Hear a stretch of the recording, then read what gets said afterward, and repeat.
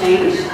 And I've been talking with college students to get this talk ready, but now I'm starting to present it more publicly to small groups of people as well as larger audiences. I am a little curious what drew you to the group. I'm imagining that part of it was that you have concern about the planet and how we're going to make it. Is that true? Do you ever feel overwhelmed by, and you'd like to learn how to make more of a contribution, right? I'm really excited to have developed this technology because it's all really good news. Most activists are caught in that idea of having to do more, like you're never doing enough. And I'll show you in the talk what the downside of all of that is. But I found that we do have the spiritual tools within us to make a contribution from where we are very easily just by being ourselves. So I would say that everyone in this room is pretty safe to say that you're a global thinker. That could take many different forms. So think about the planet as a whole and not just our little neighborhood, and think about how all the different parts go together. And as we've done that, a lot of times we see that things don't add up and things don't feel sustainable. It doesn't feel safe. And that's why I started on this path. The number of things that are wrong with the current situation on the planet, i.e. what humans are doing, can be really overwhelming. In fact, some people would say that it's building up to be a perfect storm between ecological factors, economic factors, interpersonal factors, spiritual factors, like the pressure. That's how it feels, right? It totally can feel like this. So today we're going to talk about the 3 different ways in which change occurs in the world. And news, like I said, is really, really good. Shift happens, and all of us have probably seen evidence of it, and we'll get to talk about what we witnessed and what we'd like to see happen. By the end of this talk today, I'm hoping that you will leave with a renewed confidence that anything is possible. And I would like to teach you the 3 big steps to activating yourself as a planetary co-creator. So I started becoming globally aware back when I was in about 3rd grade, which was 1973. And 1973 was an interesting time because a lot of people who had been hippies went and got their teaching certificates and then came back into the public school system hoping to make a difference for the next generation. And the next generation, and there's been like 2 or 3 generations after us now, Watergate was a sort of a watershed moment. That was actually one of the largest shifts that we saw, one of the first ones. Getting out of Vietnam was actually another shift that people didn't really know was going to happen or not. But Watergate was a political scandal that went to the very top. And it actually forced the president at that time, Richard Nixon, to have to resign because it was so shameful. They really got a handle on the old boy network and what it used to do to people. And it was a really good sign to the Vietnam generation that sudden changes for the better can happen, in spite of all the forces that are arrayed against us. Now, one thing that happened that very same year was that I found myself in dreams going to something called an angel school. And what that was it was like a recurring dream that would change. It was the same location, but it was ever changing. And we had wonderful angel instructors. And what was really interesting about it is the main thing they were teaching us about in this angel school was how to protect the planet. Now, as you're growing up, there's a lot of things to think about in the world, but protecting the planet isn't always right on the top of your mind. Our culture pays a lot of lip service to world peace and then doesn't do a whole lot to create it. So as an adult, when I was looking back on these dreams, I thought, wow, that's really interesting. The thing that the angels really wanted us as kids to know, like I wasn't the only kid, like kids were coming from my class, from all over the place. Kids all over the world were sitting in this dream time, in this angel school. But what was so interesting is what they were teaching us was taking care of the planet and how to shift the zeitgeist. They said, use the media, create interesting events. They were like trying to equip us to be world change agents. And a lot of it went over my head at the time and only got to be handy like in the last 10 or 20 years. At the time as a kid, I was like, how am I supposed to use the media? And then I started noticing though, that we even as children have a lot of power. When you think a new thought or have a new feeling, you actually open up doors of newness that turn out true. Has anyone had that experience in their life where something that wasn't in the outer world came to you on the inner and you believed in it enough to go yes, and then within days, weeks, or months, it had happened? It could be songs, it could be art, it could be news stories.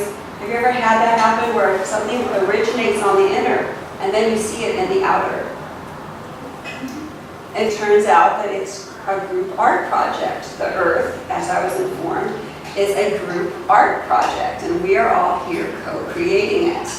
Now, our society doesn't teach us to think of ourselves in that empowered of a way. We are usually trained to be consumers of culture, but we're actually creators. It all starts from in here. Now, to give you just a little bit of a reality check, things in 1973 were very, very different. I don't know if you remember, but in 1973 was the year that Ms. magazine came to be. MS. A woman named Gloria Steinem had been a Playboy bunny, and suddenly she had an awakening. She said, wait, I am not a bunny, I'm a human. And she lent her entire celebrity into creating better equal rights for women. Even to this day, the United States has not passed an equal rights amendment for women. It's totally, but it's one of those blind spots, and that's a lot of what we talk about in my project, Team GAIA, is these strange cultural blind spots we have. But what she did was she started to publish a magazine called Ms.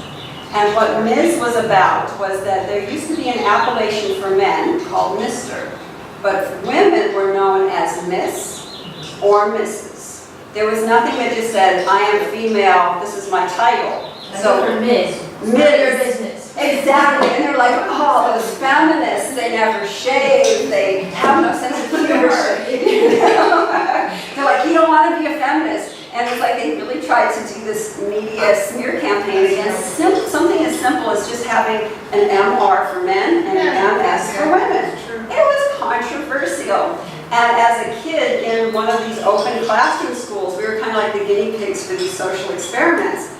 And people would come to us and say, so little girl, do you think that women should be allowed to wear pants in the workplace? That was controversial. Women were wearing skirts, stockings, heels, and bras, and this is the work outfit, and this is what they would have to get all dressed up in, totally shaved, made up, and hair done, so that they could make 2/3 the wage for them and not get promoted. So like this Ms. thing was a really big deal, and it was very controversial. And like I said, even the idea that women would want to go out in pants was like, you don't need that, do you? What happens if men won't open doors for you anymore? I mean, this is what this is all a picture of, is what our mindset.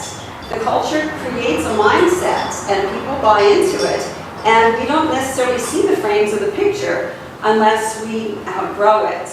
And that is where the shift comes from, is we outgrow our container and we start to stand in what feels natural for us, and the culture shifts around us. I've seen many changes just in the past 10 or 20 years. In 1983, I signed a petition that said U.S. out of Nicaragua, because I understood that we were funding this illegal paramilitary force that was killing civilians. So I was like, oh, that's wrong. You know, I wasn't very political, but I was like, that's wrong, that's pretty easy. And I got a personal letter from my Republican congressman saying, young lady, you are bright and you have a promising future. You should be more careful what you sign. And I was like, oh, well, forget that. And I jumped all the way into being a political activist and never looked back. Even to the point that in 2004, I ran for state assembly in Ventura County as a Green Party candidate. Of course, being an activist, this was me in my polished state, but what I really was looking like most days was that. Because I was a full-out activist. activist, you know, and what I noticed though is that there's a really high burnout when you engage all of the world's problems and you want to be part of the solution. It's very easy to lose your energy and feel more like roadkill, you know, that you're just giving everything. I came from a family of activists. This was my mommy. She was she was a anti-nuclear activist in New Mexico. She was like one of those people that would hold a sign outside of Los Alamos where they developed the bomb. Every Sunday morning she'd go with her sign. And so when she hit it, she really went for it. Now, it was funny though, because just before Ronald Reagan was elected, she thought she was a conservative because she believed in personal freedoms, smaller governments, the right to do with your body what you thought. And so she was like, oh, I must be a conservative. Yeah. So it wasn't until 5 or 10 years later when she watched what the Reagan Revolution was doing to the country, which was like pretty much sucking all the money up to the very top, that she was like, oh no, and she noticed the war crimes, you know, all of Central America, all of the war crimes, and so she got a handle on it and went all the whole other direction. So yes, she used to do 3,000 person marches in New Mexico. And there's a good reason why she did that, because her father was military, and she was the son he never had. And she was kind of bummed to be a girl, and she wanted to prove to him that she had the cojones. The problem was, though, and she had beautiful times. You know, she raised generations of activists who are all involved in New Mexico now. And she camped out at Yucca Mountain, and you know, she did a lot of really cool things. But she also died of alcoholism because in order to handle all of the stress of being up against the nuclear industry, she hit the vodka pretty hard. Yeah. And before she knew it, her liver had given out, and she was like, she didn't even know what happened. It all happened really fast. So that showed me, though, that when we take on the world in an adversarial way and we internalize all that negativity, we actually become, she was amazing. Like, she had a lot of follow through. If I'm not happy and excited about a project, I can't follow through. But she would do it no matter what. But she totally burned out. And this happens a lot with activists, that they just fall apart. So what I learned was that the old school 3D tools for activism, as we have come to define it, just don't work. They leave us tired, broken, spent, and lonely too. What's the 3D?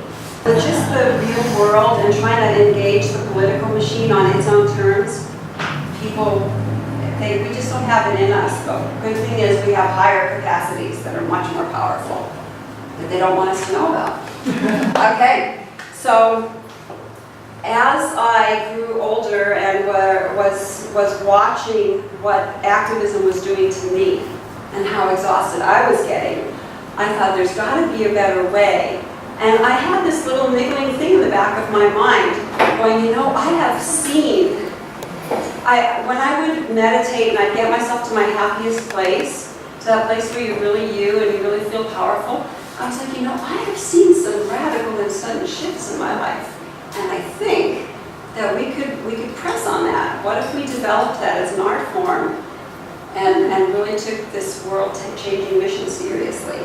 So this is the ebook that I wrote about the year that I spent on the road. I left college and I went on the road with no money. I was doing just barter, and I ran out of birth control and didn't have money to figure out what Planned Parenthood was, so that's what I knew. As most people fall into parenthood, I fell into parenthood. You know, just at the moments in your life when you're the least responsible is the moment that you get to take on all the responsibility in the world by becoming somebody else's mother. So I learned about committing to life. And what happened to me on the year that I was on the road and pregnant was so very interesting that I turned it into a metaphysical science fiction book, which is available on Amazon, Barnes & Noble, or I can email you a copy. Yeah, it's my pleasure to share that with you. So it was me excavating all the inner psychic work as well as telling this road trip of being pregnant and on the road. What had happened was that at the end of the road trip, I was settled at a birthing commune in the heart of Texas, and I was waiting for my baby to be born. And it was November of 1989. And I had an experience. This is what I call a medicine experience. And I'm hoping that everyone's actually had experiences like this. And part of the reason I'm coming around and talking is to remind you to pay attention to those. So in November of 1989, I was living in a little converted school bus out in the countryside at this commune, and just waiting for my baby. And it was like one of these things where like every day you're like, okay, today's baby day, and you're just getting dressed, going, okay, what do I want to wear to be in labor? Because you really want this to happen. And it wasn't coming. So one morning at about 3 a.m., I had this sense of intense awakeness. What people sometimes call the presence of the Holy Spirit was in my bus.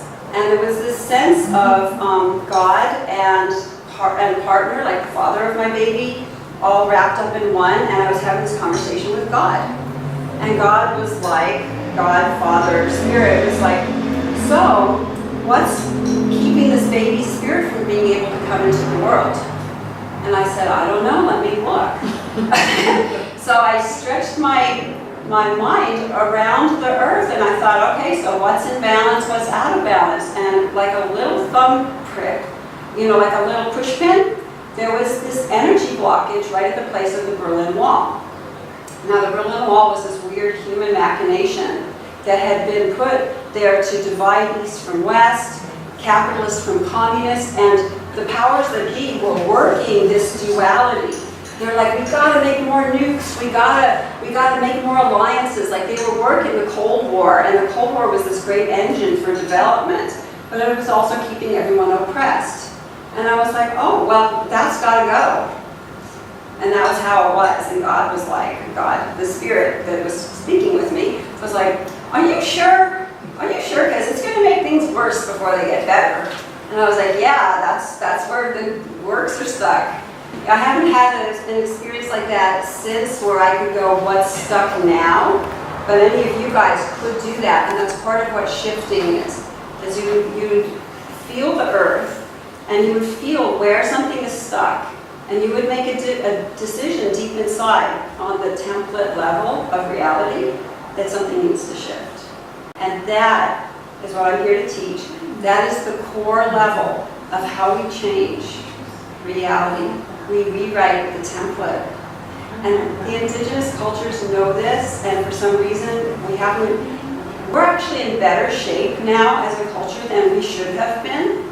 But when the Berlin Wall fell, nobody saw it coming. It was absolutely created on the level of consciousness. So I became the mother of this little girl who actually doesn't, I could make the picture a little smaller so she could have shown up better. She's got her puppy on her shoulder, and she's a college student now. And so I spent the next 25 years working hard, minimum wage labor. Well, I worked in offices, so that's a little bit better than minimum wage. I cleaned houses, I waited tables. I did become an editorial assistant, and every job I've had, I've gotten more expertise and more authority, and it's been great. But the worldly realm wasn't that interesting. What was always niggling in my mind is, what was that medicine experience? What was that strange phenomenon that changed the world that I had some little part in, because obviously there were thousands of people involved. One day, basically, how the Berlin Wall fell, some guy got up one morning with a freaking sledgehammer. I was like, God talked to that guy, and that guy listened. Maybe God talked to thousands of people, and many of them were like, well, we're scared people get shot. Like, the Berlin Wall was this weird gulag thing that was the defining prison on the planet. And this guy just heard the voice of God. He got up with a sledgehammer. And yet I was caught up for the next 25 years in being a wage slave, so I could keep my kid here, and so we could be alive, and just trying to have a nice life and battling depression, right? Because the world can seem so heavy. So what I've done in the past couple of years is I've gone, let's take a look at that medicine experience. What if it was real? What if we really have this power? And the more I worked with it, the more I realized that that was completely possible. And in fact, it's really the only thing that's going to save us. marching and petitioning and, well, actually we're going to go on about that. There are ways that we change the world. But I just wanted to give you a catch up on how I got here. So for 25 years I was working these wage jobs and wondering, is this real, is this not real, but knowing that something had happened. And along the way I've developed a set of core practices that can keep us healthy, balanced, encouraging each other, and in our knowing. And having that knowing paying off for the planet. You know, a lot of law of attraction is about how you can get richer, but it's like a lot of us global thinkers, we're not our little container. In fact, it's kind of small. We're big thinkers. We want to rearrange the whole thing so that it's good for everybody. And that's what we're here for. Now I can say with confidence that your spiritual development is helping the planet. And now that you know that, you don't have to feel guilty for having a good time, or, you know, like you ought to be doing more, you ought to be marching more. I mean, our generation especially has that. We're like, I wish I could do it all, but if I did it all, I would really not have fun. So what's the balance between saving the world and savoring the world, right? So I just want to say, every time you learn a new thing about how to handle your energy or about compassion, forgiveness, just realize that you're doing it for all of us, actually. You're doing it for the planet and for Mama Gaia. Team GAIA is the project that I have created. And what it is it encourages us to reclaim our world-saving mission, to empower ourselves, and knowing that everything that we do to make ourselves happier and make others happier is helping the whole, and to reunite on the spiritual plane with all of our brothers and sisters around the world, especially people in indigenous cultures, but also young people, old people, all around the world. They all have a dream. And they really have a dream for something so simple, and it's really called sustainability. It's a simple dream that we've been taught is not going to be able to happen. And I'm here to grab that back. Each and every one of us have had things that happen to us that were highly unusual. We had a talking circle yesterday called Miracle Stories, where all of us were talking about all the coincidences and wonderful, strange occurrences that got us here. So why wouldn't that be able to happen on the world scale? Every culture has prayers for peace. When we talk at Christmas time, we talk about peace on earth. You know, we've got the infrastructure there. Everybody knows what they want. We just haven't really put that oomph in. So that's what Team GAIA is about, is that we encourage and empower ourselves to remember that oomph and know that that's what we're here for, and we're doing it. And it's a really wonderful path, because everything you do for yourself, you're doing for the whole. And you can do it as a path of joy. Because we are all part of the earth, we actually all have say about what happens here.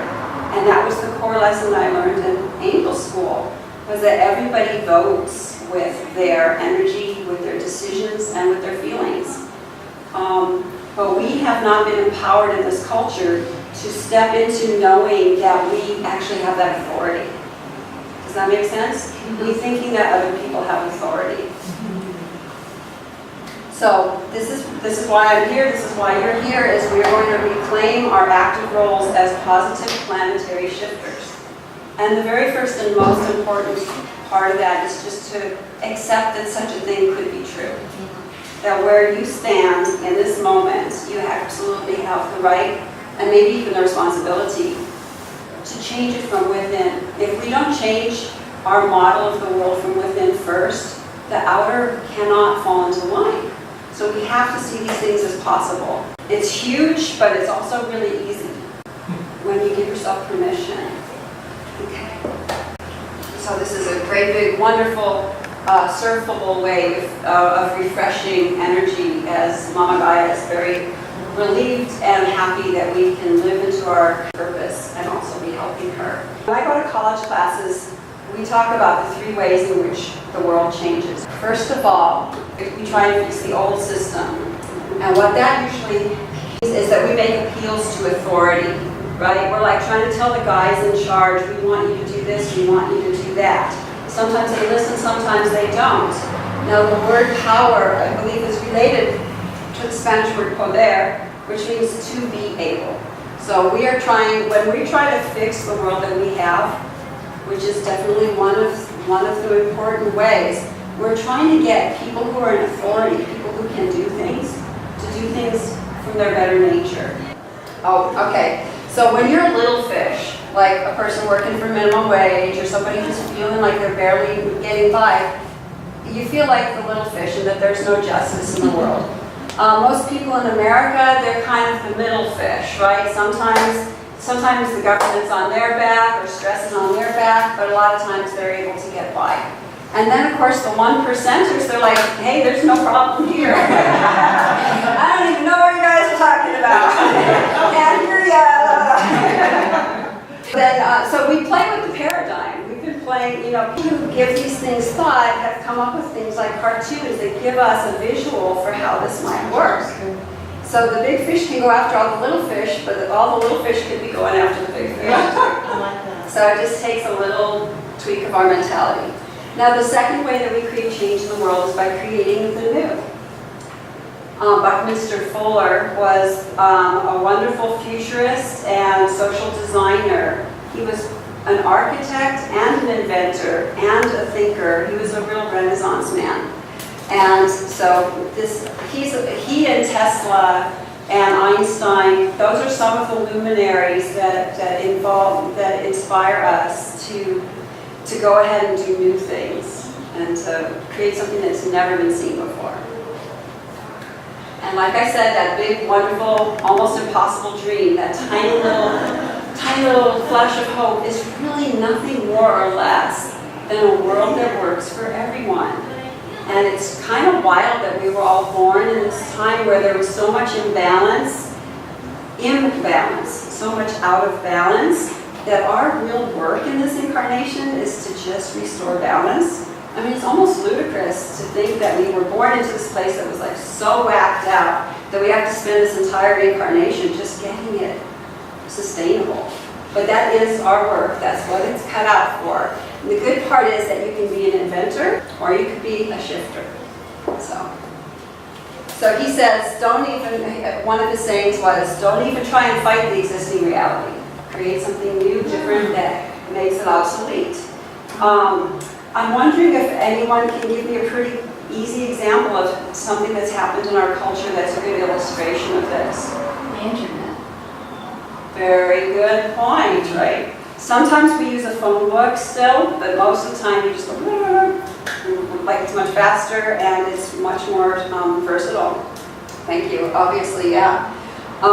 There was like this funny cartoon about it. There's like a rotary phone, and then there's two little cell phones, and they're like, Grandma!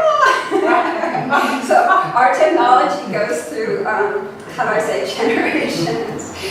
So people might have a rotary phone just for fun now, but it's been pretty much supplanted. We mostly don't even have landlines anymore. So those kind of technological changes are a really good example of how you don't even need to worry about the old model, just get started on creating the new. Now, our ideas and our emotional bodies are how these new ideas come about. But there's more than one kind of thinking. There's the kind of thinking where you're really taking in what's going on. Then there's the thinking that we tend to think of is this thinking that we think that inventors use as analysis. But anyone who's ever tried to think their way out of a problem kind of knows that there's limits to that. When you really want to step out of a problem, you end up having to use your higher mind. Things like your imagination, your inner guidance or intuition, are just pure inspiration. And of course, meditation and exercise, going in nature, those are great ways to really get in touch with your inspiration. And most of our greatest inventions have come through intuition and inspiration. But we just don't know that. So this blurry thing says, imagination is more important than intellect. Knowledge is limited. Imagination encircles the world. That's what we call our higher mental capacities. The part of ourselves that's connected to everything. And the part of me that was able to feel where that energy blockage was. And all that great stuff that we're doing at this conference. Okay, so these were our three models. Fix the old, create the new, and then there was this little wild card called shift. Now, the way the shift works is that I've used this word a couple times today already, but I wonder if you understand what the word paradigm means. So yes, Malcolm Gladwell wrote a book called The Tipping Point. It's talking about how people will all think in one way, and then all of a sudden there will be these pressures. How do I say this? I write about it in my book. You might think that society grows in these incremental steps, but what they found was that in the adaptation of species, like when fish are evolving, or lizards are evolving, or animals are evolving, or societies are evolving, things going on below the surface of the culture that are creating calibrations, and then the next thing you know, like the Bible says, in the twinkling of an eye, all of a sudden something new can come about. And that's where we as shifters want to live. We want to live in that moment where anything is possible, because the universe has got some amazing properties, and one of them is this thing called newness. So a paradigm is when we have a model of how things are. One good paradigm would be you go to a job, they work you for 2 weeks at an hourly wage, and then 2 or 3 weeks down the line you get your first paycheck and it's got taxes taken out, and you've paid your own food, housing, transportation, and none of this is claimable. That is a paradigm called employment, which is actually not the only paradigm for how a person can make a living, thank God. But, or you work and then you declare your earnings and then you pay taxes. That's a paradigm that pretty much everybody is expected and forced pretty much to abide by. And there's good parts and bad parts to it. When people hold a prejudice about how the world works, that is a paradigm. And what that paradigm does is like a fishbowl around your head. It says what can get in and what can't get in, and it's saying what the frame of the picture is. But a paradigm is a self-created and societally reinforced, but it's self-created. And that means that you're creating yourself, and you're creating your sense of limitations and your sense of unlimitations, and you are your own art project. And what's great about that is that the world is reflecting this in a very beautiful way. So when we hold a prejudice of any sort about, well, that's just the way the life is, or that's the way the world works, certain kinds of information is going to come in, and certain kinds of information is going to bounce off. For instance, a lot of us women, we have, prejudices about how men work, or what men are prepared to give. And when we do that, we're losing a bunch of information. It's just bouncing right off of us. So some information is coming in. But the universe has to work really hard to get through the shell of a paradigm. But society holds a paradigm too. Every 4 years you vote. Every 2 years you vote. What are some other paradigms that affect our lives that when you think of what's normal or what people expect of you, what's a paradigm you might hit your head against as a living person? Pay your taxes. Pay your taxes. That's a good one, right? Yeah. That's very, very powerful. Use your car. Right, use your car, be hurried, be busy. And those both are ways in which we as spiritual people can feel really tied in and constricted to the system. Because we're like, if I pay taxes, sure, some of it's going to roads, but a lot of it's going to war. But then you're like, well, I have to pay my taxes or I'll go to jail. Same thing with the car. It's like, well, I'm driving and I'm burning fossil fuels, but I've got to get to work because I've got to support myself and my family. And so there's these ways in which we've been gotten. Interesting, yeah. And to at least on the spiritual level, unplug and think of new ways. Believe it or not, one of the most powerful things you can do is just stand in your full presence.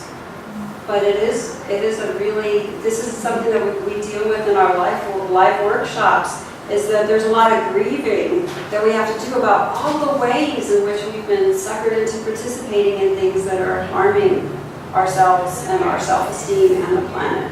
The great thing about paradigms is that they are optional and they can be stretched, they can be broken. So when we say that society works in a certain way, or this is the way things are, it's the more precise way to call it is a consensus reality. Consensus means everyone has kind of agreed that this is how things are, and thus it is reflected in reality. But actually, it was just an agreement that people have made. And those agreements can be stretched, rewritten, broken, redefined. The good part is that if you're willing to be seen as an oddball, a renegade, or a heretic, you are going to be part of that very special 5% of society that actually moves things forward. Just by being yourself. And that's the really great part. As we know, Gandhi said, be the change you want to see in the world.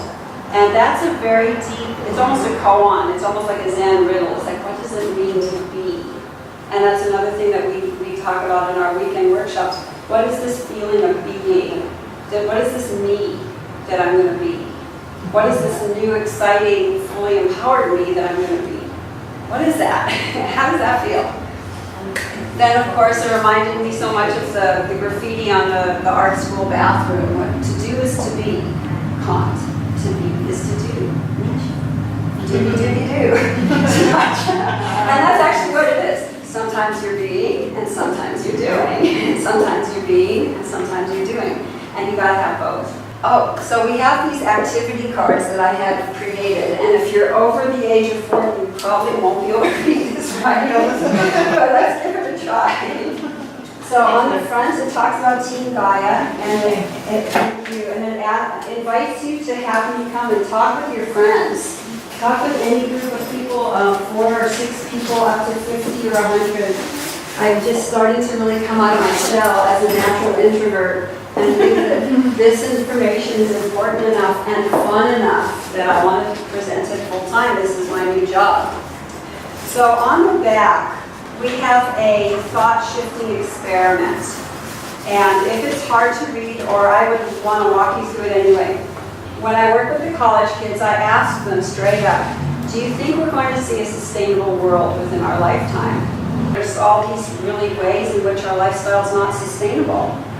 So then we use our imaginations to go, okay, if you think and feel about what a sustainable world entails, what's in it? What's in a sustainable world? What would be different than it is now? More resources.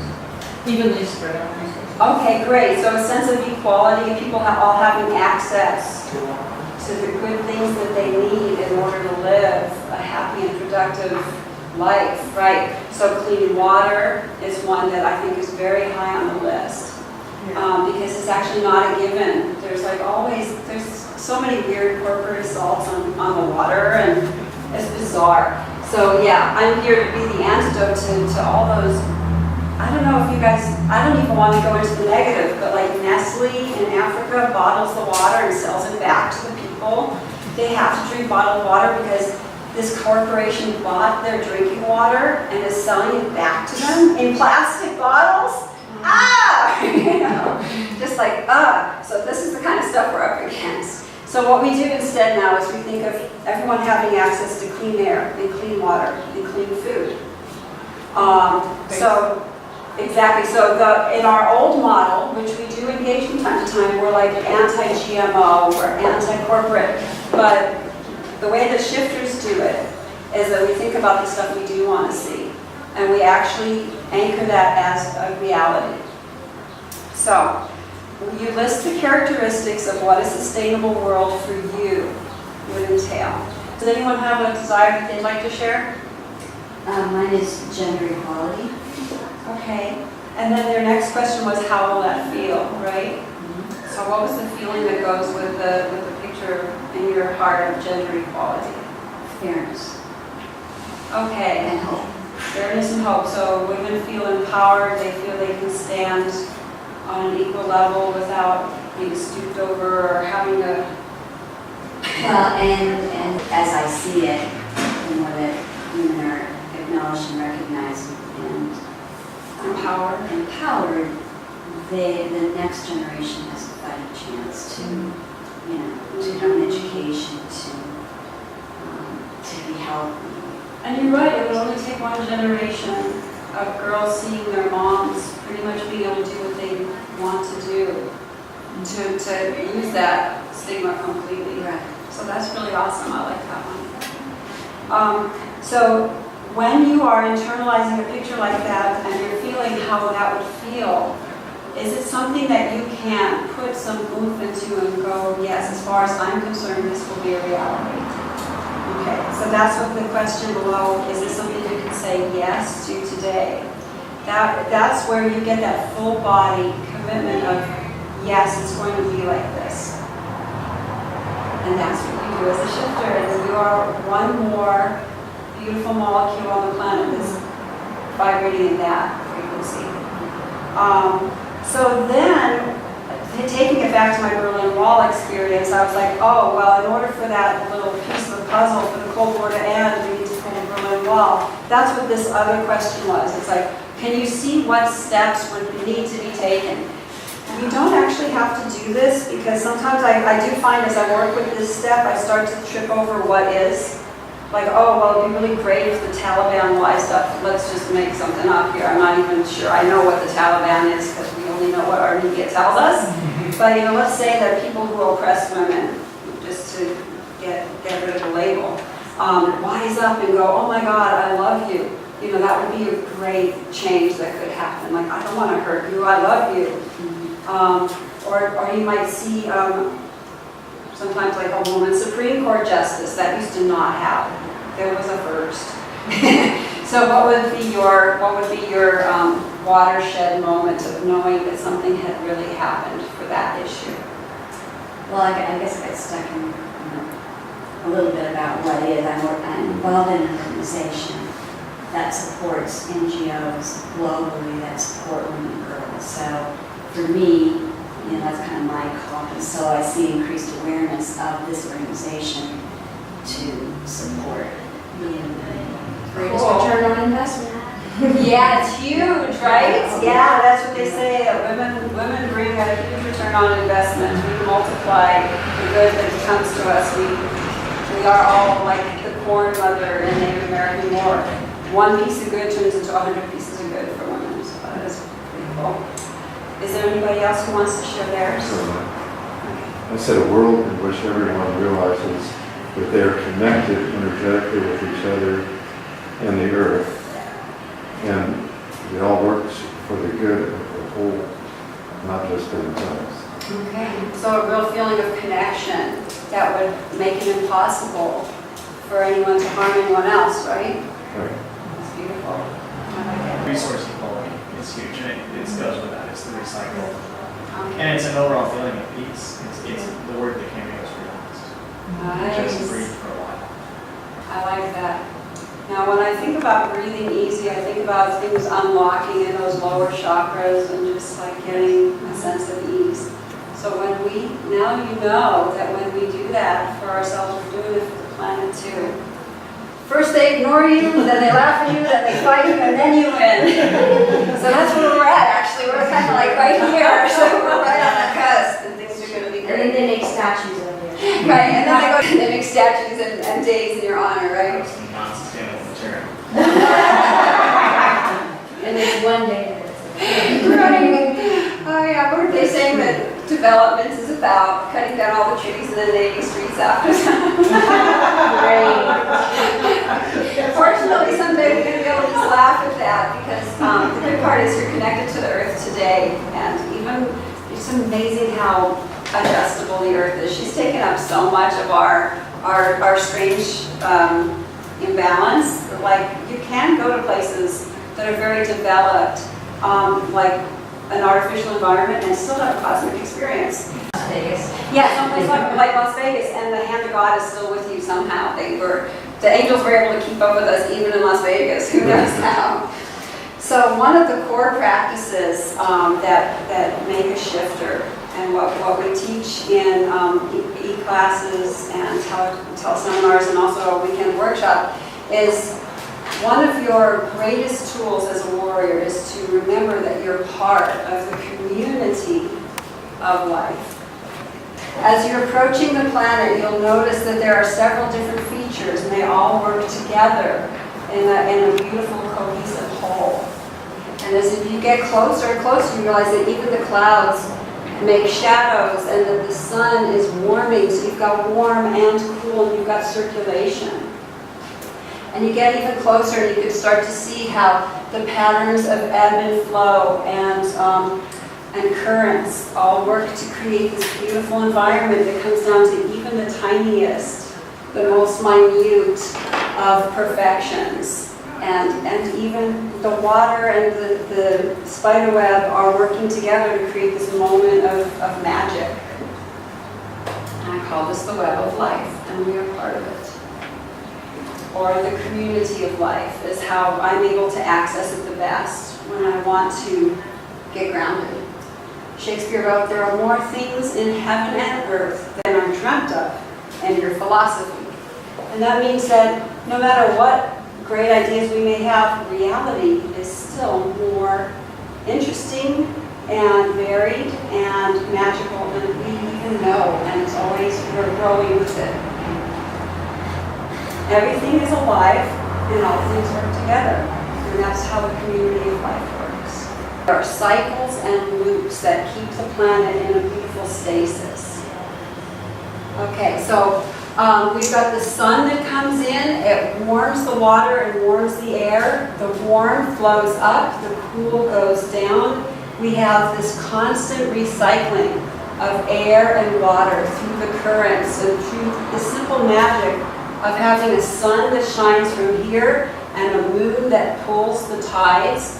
So when things are circulating and things are in motion, they are self-cleaning, they're self-regulating. And this is how the planet takes care of herself. And it's cycling through the seasons. So a lot of things on the planet are these interconnected cycles and loops. And what's amazing is that even though scientifically that's amazing enough, in the middle of that we also have enchantment, where our higher imagination joins in with the life of the world and creates this truly magical experience. But what about humans? So this is supposed to be the biosphere, the GAIA sphere, and then this is sort of like all the weird stuff that humans create, but obviously it didn't translate to the slide very well. But we've got underground nuclear testing, we've got tall buildings. Are we part of this, or did we come from somewhere else? The heart is what makes life truly magical.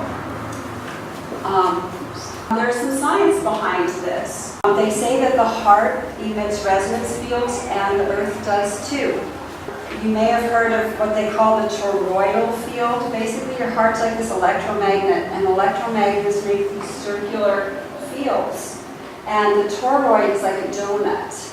And they've noticed that nature makes these toroidal fields and that they're self-balancing and self-sustaining.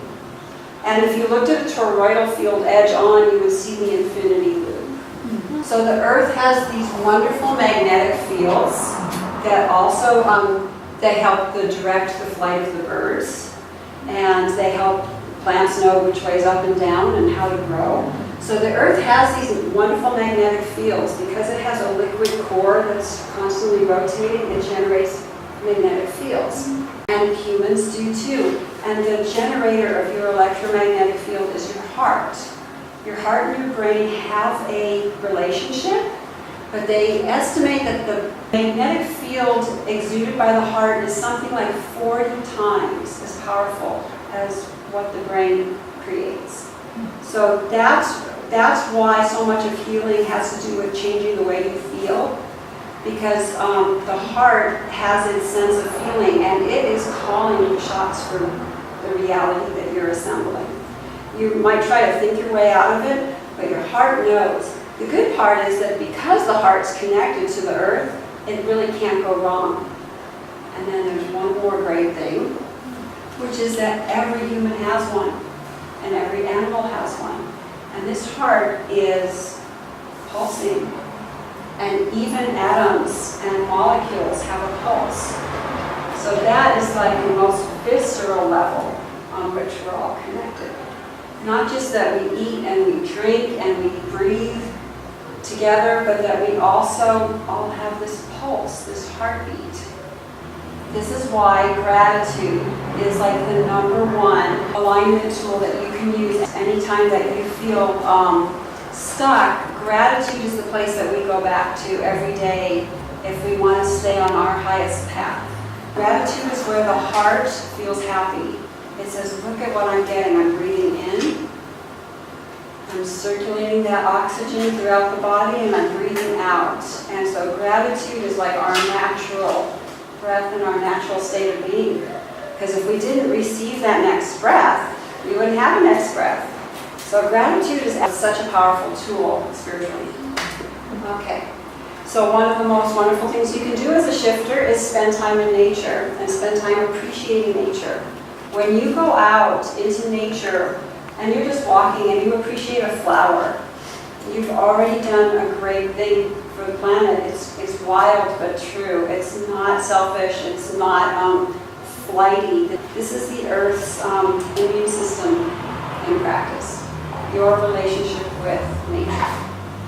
So one of the ways that you can empower this is that when you take a breath in, be aware of your heartbeat. You can just feel it pulsing just underneath what you're doing. When they say tune into your heart, that's what they're saying. The moment that the brain allows itself to feel the heartbeat, you've immediately created the connection. It's amazing. Because the brain can go here, there, it's got no sense of time, no sense of space, and it's very abstract. And it can create good, bad, horrible, wonderful realities all by itself. But when you, when the mind decides to listen to the heart, even just to feel for the heartbeat or to feel for the emotion that's happening, and where, to actually ask yourself, where is that emotion living? You've just dropped down into your heart, which is like the common ground. Another tool that we can do, and that we would do in the weekend workshop, is that you can create a daily invocation that you can use to say hi to the world. Does anybody already do this, where you have like a daily morning prayer that just keeps you feeling like you know who you are? Do you want to share what yours is? I open the bottom of my feet and I create roots that goes down into the Earth's heart.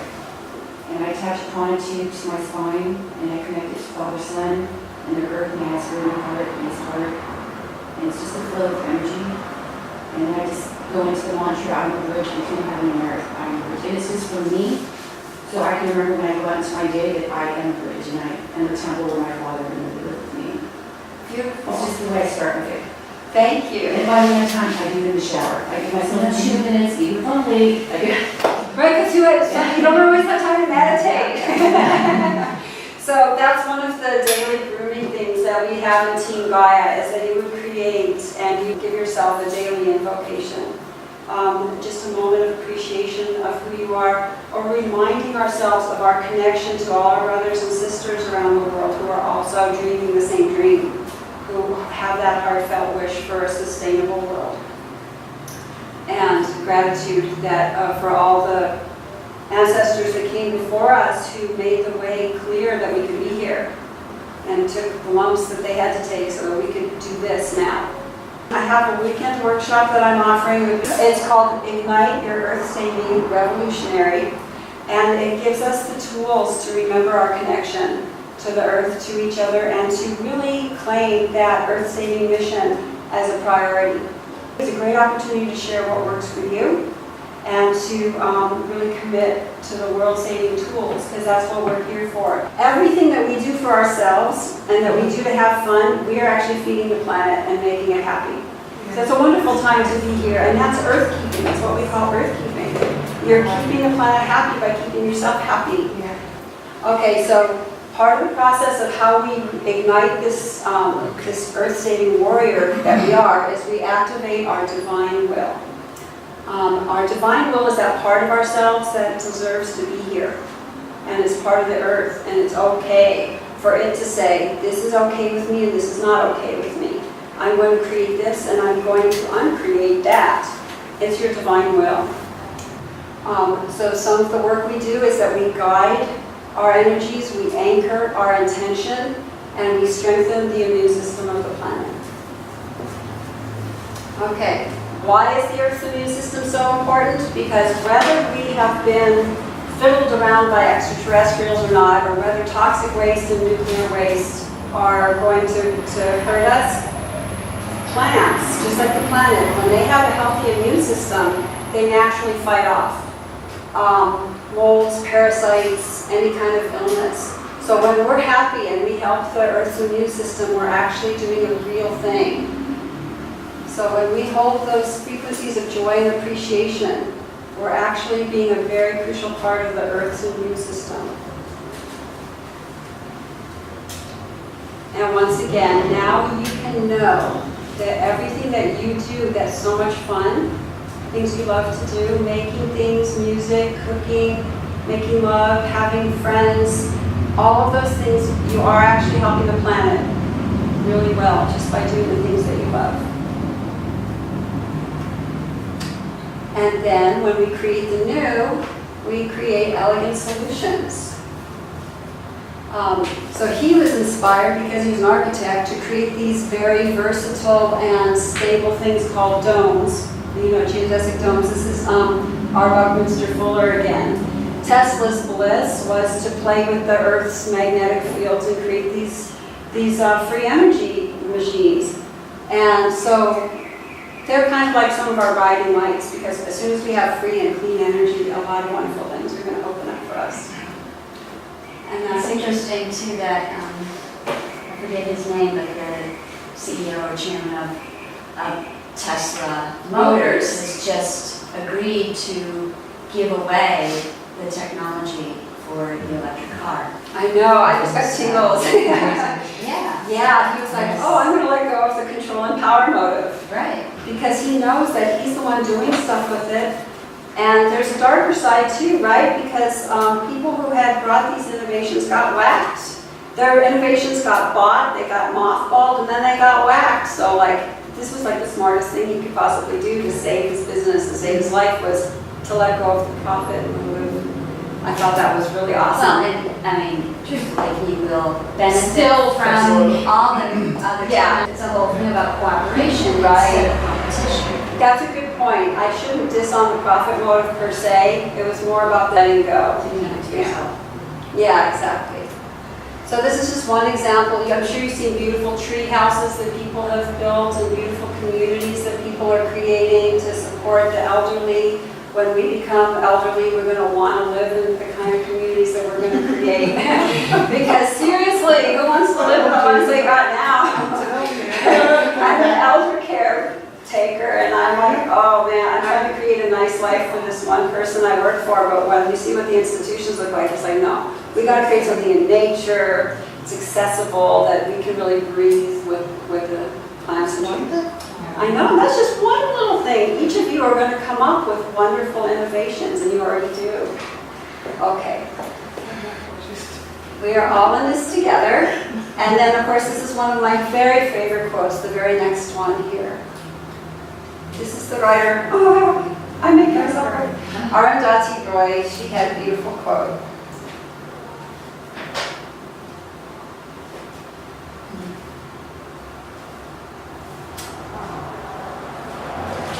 So I want to thank you guys so very much. I hope I've inspired and uplifted and also empowered you to remember the beauty that you already bring and that we are going to make it.